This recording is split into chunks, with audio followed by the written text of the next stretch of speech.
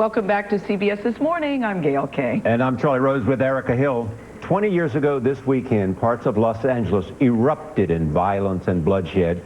It was one of the worst race-related riots in U.S. history, sparked by the not guilty verdict in the Rodney King beating trial. John Blackstone covered the chaos back then. He says at one point the riots literally pitted brother against brother.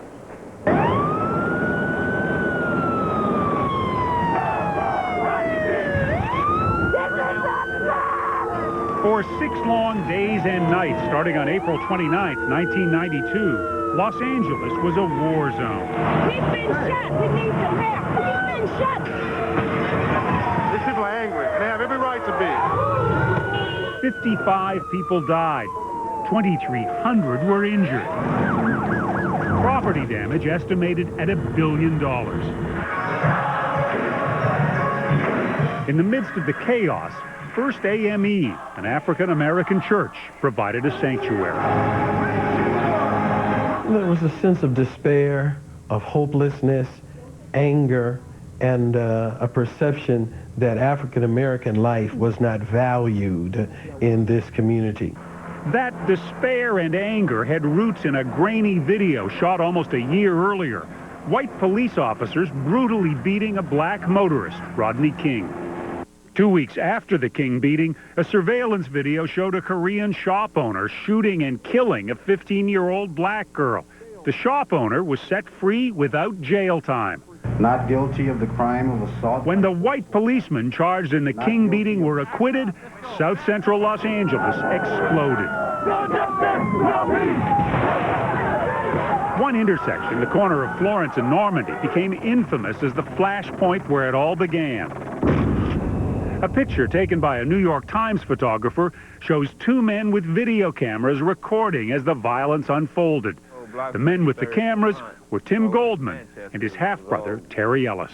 We had just, started fooling around with camcorders around that time, and we was just going to head out to the beach and, film some girls, Instead, they became accidental witnesses to history.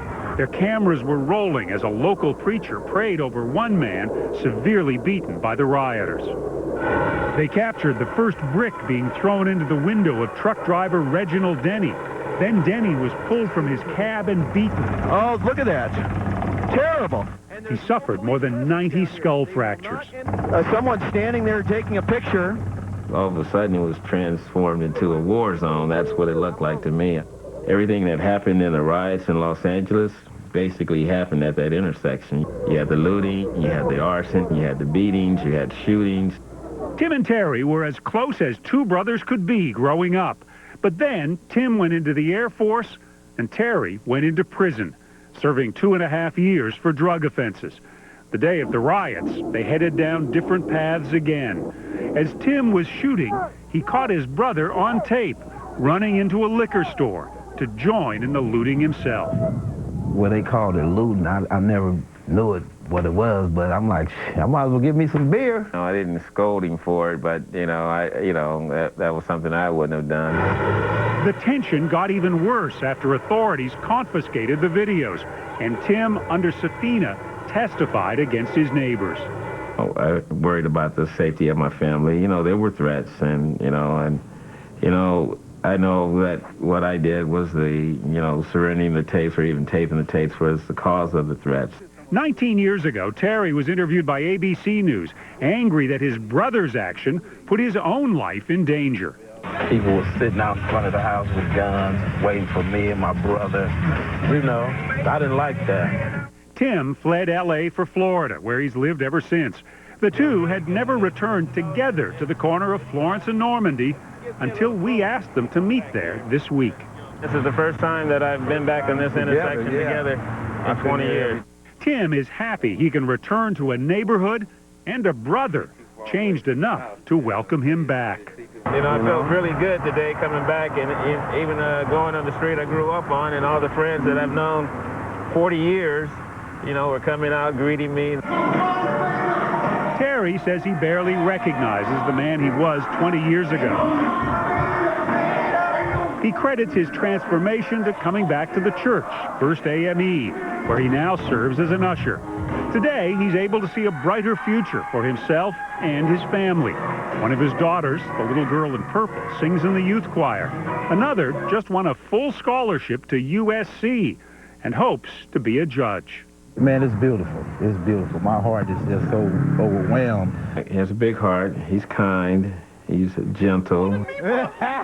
And he'll help you out. Those are the qualities I see in him now. I think Terry is a good example of how you can be one place with one set of priorities in your life and how you can grow and advance, mature, and develop. 20 years later, the images these brothers captured still define one of LA's most painful days. But for them and many others in this community, their own divisions no longer define their lives. For CBS This Morning, John Blackstone in Los Angeles. Remarkable story that has a good ending. So, too. It's hard to believe that it's been 20 years. It's good to see how it's transformed the lives of the brothers. But when you look at the video of Rodney King and Reginald Denny, it's still hard to look at that. And Rodney King's life still seems to be in disarray. Maybe he's turned it around, but for a long time, he had a lot of problems.